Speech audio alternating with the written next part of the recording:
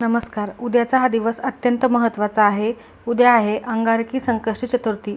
उपवास नाही केला तरीही चालेल. सकाळीच घरात आणा या झाडाचे एक पान. सर्व कष्ट, संकटे, विघ्न हे दूर होतील. घराची, पतीची आणि तुमची खूप प्रगती होणार आहे.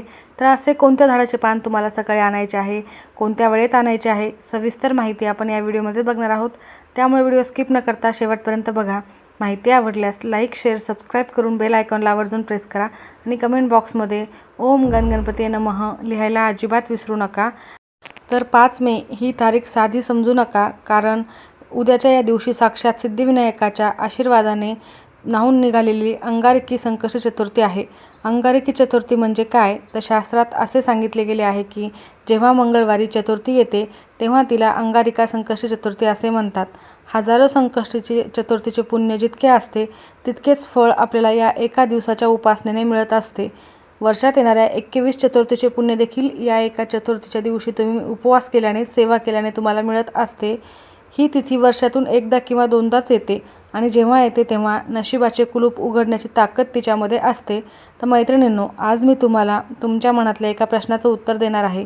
तुम्हाला नेहमी असा प्रश्न पडत असेल की आपण खूप कष्ट करतोय, मेहनत करतोय, काटकसर करतो, घरासाठी झटतो, पण तरीही आपल्याला यश मिळत नाही. आपले पती खूप मेहनत करताय, कष्ट करताय, पण त्यांच्या कष्टाचं चीज होत नाही. त्यांना योग्य तो मान-सन्मान मिळत नाही.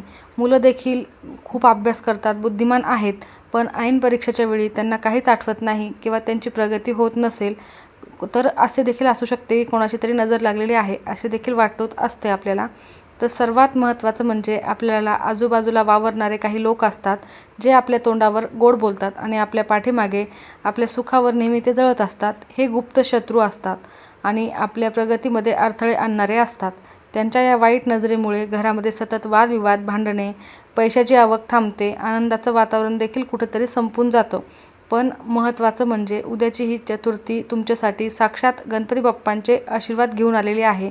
आज मी तुम्हाला कोणत्याही अवघड तंत्रमंत्राबद्दल सांगणार नाही आहे. अत्यंत साधा आणि सोपा उपाय हा तुम्हाला सांगणार आहे. तुम्हाला तासनतास पूजेला बसण्याचीही गरज नाही आहे, कारण तुमच्याकडे वेळ देखील कमी असतो, घरामध्ये कामे देखील भरपूर असतात किंवा काही गृहिणी ह्या नोकरी देखील करत असतात. तर तुम्ही कमी वेळेमध्ये करणारा हा उपाय मी तुम्हाला सांगणार आहे. तर उद्या सकाळी तुम्हाला कोणत्या वेळेत हे पान आणायचे आहे ते देखील मी तुम्हाला पुढे सांगत आहे. तर उद्या सकाळी सूर्योदयाच्या वेळी, त्याचप्रमाणे ब्रह्ममुहूर्तावर संपूर्ण सृष्टी चैतन्याने भरलेली असते, तेव्हा तुम्हाला फक्त एका विशिष्ट झाडाजवळ जायचे आहे आणि त्या झाडाला एक स्पर्श करायचा आहे, नमस्कार करायचा आहे आणि त्याचं एक पान तुम्हाला घरी घेऊन यायचं आहे. आता हे पान म्हणजे केवळ एक वनस्पती नाही, तर ते साक्षात विजयाचे प्रतीक आहे.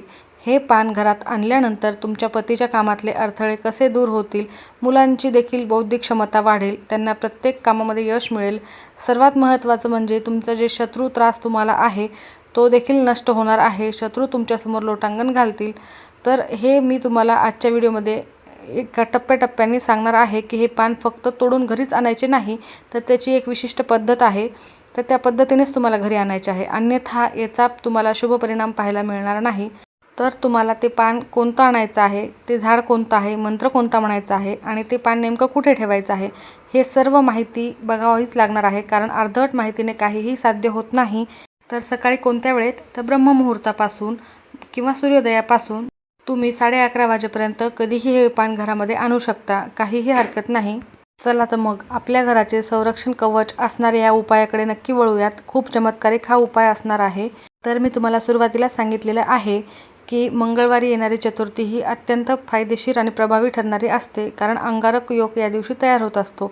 पुराणामध्ये असे सांगितले गेले आहे की अंगारकी संकष्टी चतुर्थीला जर काही उपाय तुम्ही केले, कोणताही एखादा छोटासा जरी उपाय केला किंवा दानधर्म केला, जप केला, सेवा साधना केली, तर सामान्य चतुर्थीपेक्षा चक्क 21 पटीने अधिक फळ देणारी ही चतुर्थी ठरत असते आणि हे उपाय ठरत असतात. म्हणजेच विचार करा, उद्या तुम्ही एखादा छोटासा उपाय देखील केला तर तुमच्या आयुष्यात किती मोठं परिवर्तन घडू शकते. अनेकांना वाटतं की बाप्पांचा फोटो समोर ठेवला आणि दिवा लावला की झालं, पण मैत्रिणींनो, देव फक्त मंदिरात किंवा फोटोत नसतो, तर तो निसर्गाच्या कणाकणामध्ये वसलेला असतो. बाप्पाने आपल्याला वरदान म्हणून अशा काही वनस्पती दिल्या आहेत ज्या आपल्या सभोवतालीच असतात, पण त्यांचं महत्त्व आपल्याला माहीत नसतं. आपण वडाची पूजा करतो, पिंपळाची पूजा करतो, तुळशीला देखील दिवा लावतो.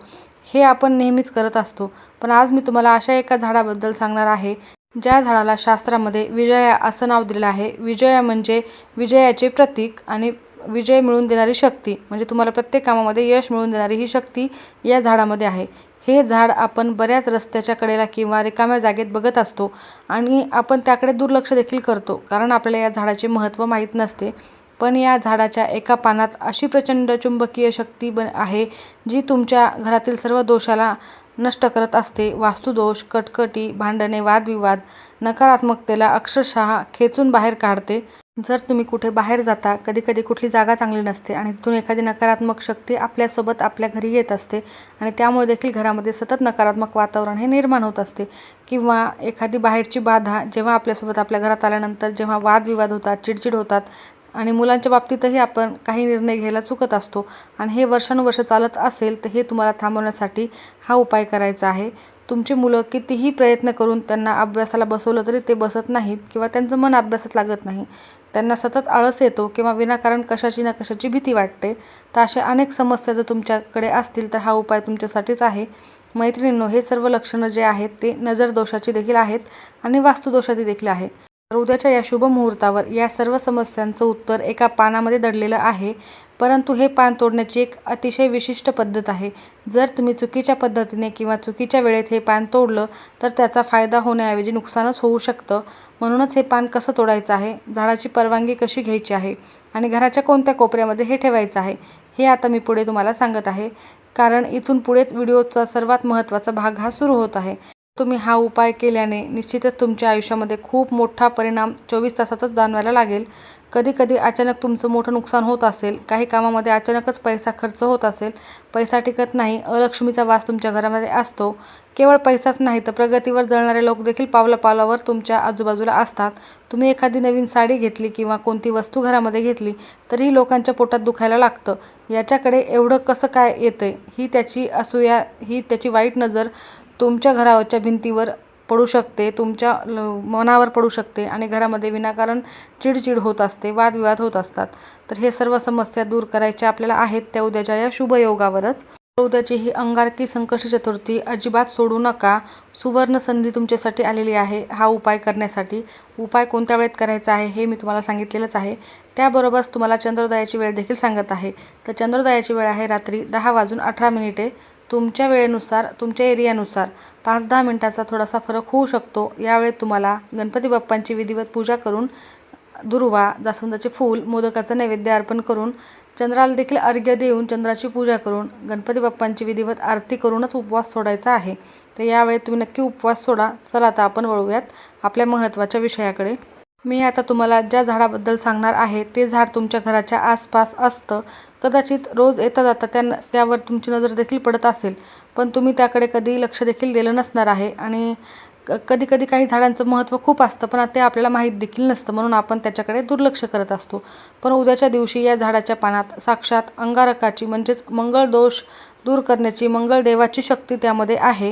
लक्षात ठेवा, हे पान उद्या सकाळी जेव्हा तुम्ही तुमच्या घराच्या उंबरठ्याच्या आत आणाल तेव्हा तुम्हाला तुमच्या घरातील कित्येक वर्षापासून साठलेली नकारात्मक ऊर्जा जळून जाईल हे जाणवेल देखील आणि शत्रूंचा नाश देखील होणार आहे.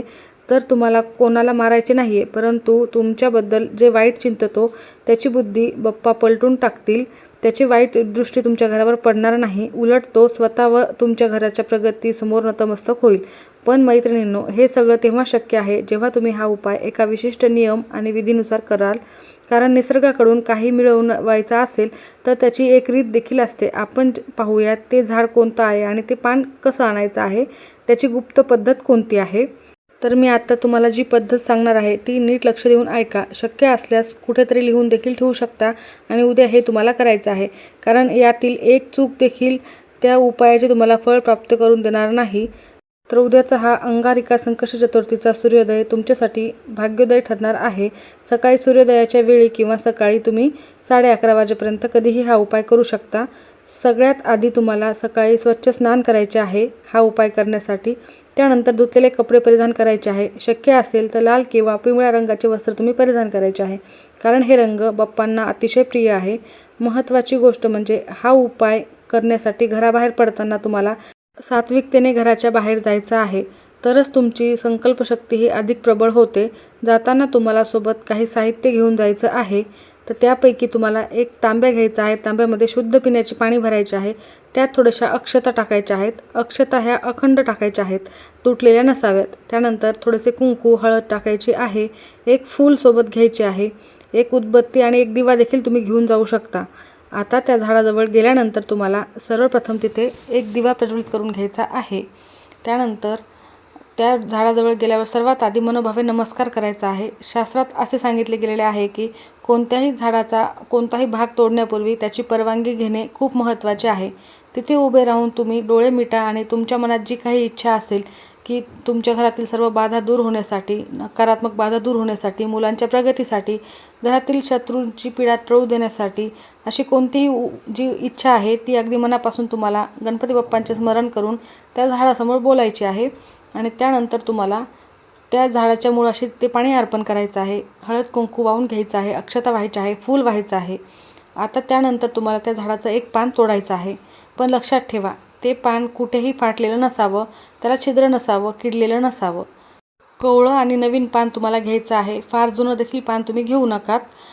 तर सर्वात महत्त्वाचं म्हणजे हे पान तोडल्यापासून ते तुमच्या घराच्या उंबरठ्यात पाऊल ठेवेपर्यंत वाटेत कोणाशीही तुम्हाला बोलायचं नाही आहे. कोणी हाक मारली तरी फक्त हात करा, पण तोंडातून शब्द काढू नका. तुमचं पूर्ण लक्ष फक्त तुमच्या इच्छेवर आणि बाप्पांच्या स्मरणातच असावं. ही एक मौन साधना आहे. त्या पानात तुमची इच्छा शक्ती बंदिस्त असते. घरी आल्यावर सर्वात आधी तुम्हाला या पानावर शुद्ध पाण्याने अभिषेक करायचा आहे. गंगाजलाचे थेंब टाकायचे आहे आणि स्वच्छ करायचं आहे. त्यानंतर हे पान तुम्हाला तुमच्या देवघरामध्ये ठेवायचं आहे. साक्षात गणपती बाप्पांच्या चरणी तुम्हाला हे पान अर्पण करायचं आहे. पण त्याआधी तुम्हाला गणपती बाप्पांना हळद कुंकू अक्षता वाहून घ्यायच्या आहेत, नमस्कार करायचा आहे. आणि हे पान तुम्हाला हातामध्ये घेऊन गणपती अथर्वशीर्षाचे कमीत कमी एक वेळेला पठण करायचे आहे. 108 वेळेला जप करायचा आहे ओम गण गणपते नमः या मंत्राचा. आणि त्यानंतर हे पान तुम्हाला गणपती बाप्पांच्या चरणी अर्पण करायचं आहे. पण आता खरी जादू आहे.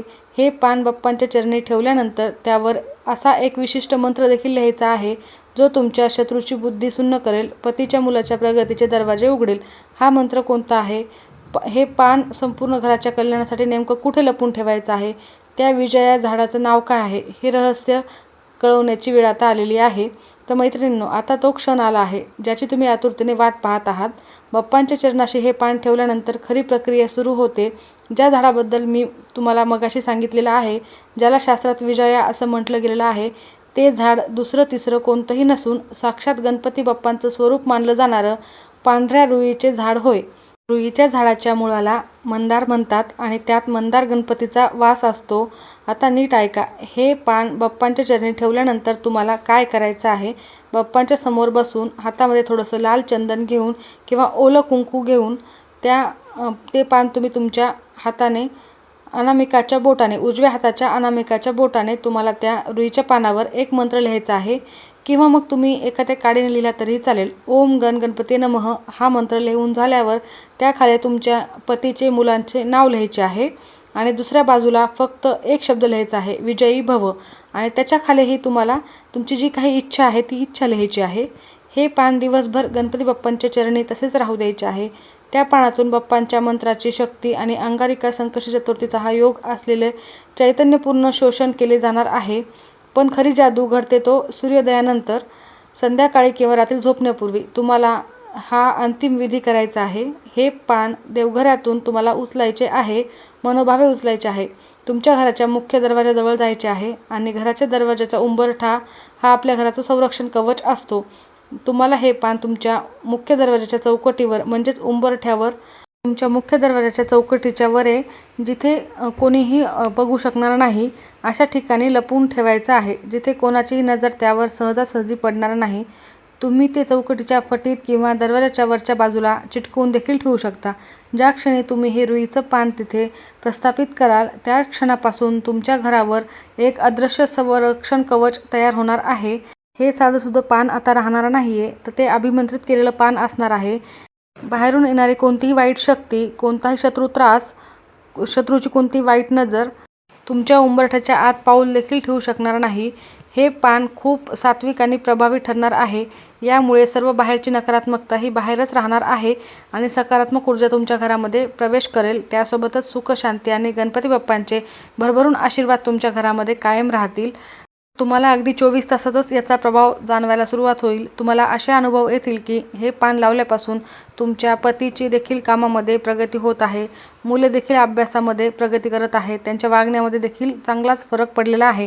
जो शत्रू कालपर्यंत तुमच्या नावाने वाईट चिंतत होता, तो देखील शत्रू त्रास नष्ट होईल आणि आता तुमच्या पाठीशी साक्षात बाप्पांचे हे आशीर्वादाचे वरदान कायम तुमच्यावर असणार आहे. हा उपाय श्रद्धेने करायचा आहे. मग पहा गणपती बाप्पा तुमच्या संसाराचं कसं रक्षण करतात ते. तर तुम्हाला तुमच्या घरामध्ये जर सुतक असेल तर हा उपाय करता येणार नाही. स्त्रियांना मासिक धर्म असेल तर त्यांनी सोडून इतर कोणीही हा उपाय केला तरी चालेल. तुमच्या घरातील कोणतेही दुःख आता दूर होण्यासाठी हा उपाय आहे. त्यामुळे उशीर करू नका. उद्या सकाळीच तुम्ही हे उपाय आवर्जून करा. माहिती आवडली तर नक्की लाईक करा. सर्वांचे खूप खूप धन्यवाद.